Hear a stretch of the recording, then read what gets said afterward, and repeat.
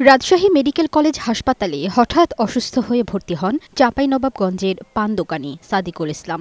স্ট্রোকে আক্রান্ত এই রোগীর পরিবার যখন দিশেহারা, তখন হাসপাতাল থেকেই বিনামূল্যে দেয়া হয় 4 ডোজ অ্যালটেপ্লেস, বাজারে যার মূল্য প্রায় 2 লাখ টাকা। ইসিজি করার পর তার হার্ট ব্লক হয়ে গেছে। ব্লক হওয়ার পরে আমাদের চিকিৎসকেরা তৎক্ষণাৎ আমাদেরকে ইনজেকশনের ব্যবস্থা করেন, যেটা ফ্রি দিয়েছেন। আমরা এই পরিচালক এবং চিকিৎসক মহোদয়ের প্রতি আমরা অনেক কৃতজ্ঞ। এই মূল্যবান ওষুধ বিনামূল্যে রোগীদের মাঝে পৌঁছে দিতে মুখ্য ভূমিকা পালন করেন রামেক হাসপাতালের শিক্ষানবিশ চিকিৎসক শীর্ষশ্রেয়ান।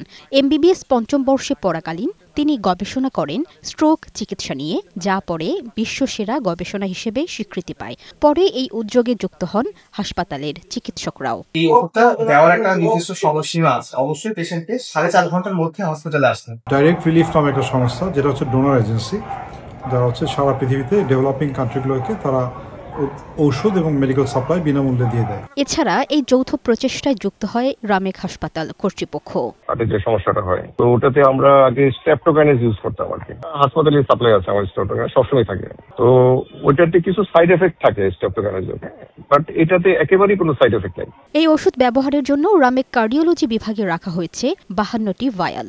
এরই মধ্যে 2 রোগীকে দেয়া হয়েছে 8 ডোজ ইনজেকশন। 2 জন রোগী অনেক ভাগ্যবান যে তারা এসে এই সাপ্লাই মেডিসিনটা পেয়েছে, কারণ অনেক নিম্ন মধ্যবিত্ত ফ্যামিলির এটা কিনা সম্ভব ছিল না কোনোভাবেই। এই উদ্যোগ শুধুই চিকিৎসার সহায়তা নয়, বরং একজন শিক্ষানবিশ চিকিৎসকের মানবিকতা ও বৈশ্বিক সংযোগ স্থাপনের এক ব্যতিক্রমী উদাহরণ বলে মনে করে রামেক হাসপাতাল কর্তৃপক্ষ।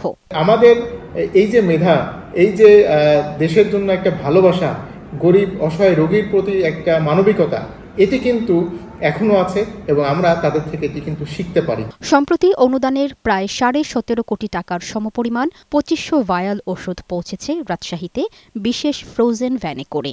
শীর্ষশ্রেয়ানের এই প্রচেষ্টা বহু রোগীর জীবনে ফিরিয়ে এনেছে নতুন সম্ভাবনা। লামিয়া আক্তার, বৈশাখী সংবাদ।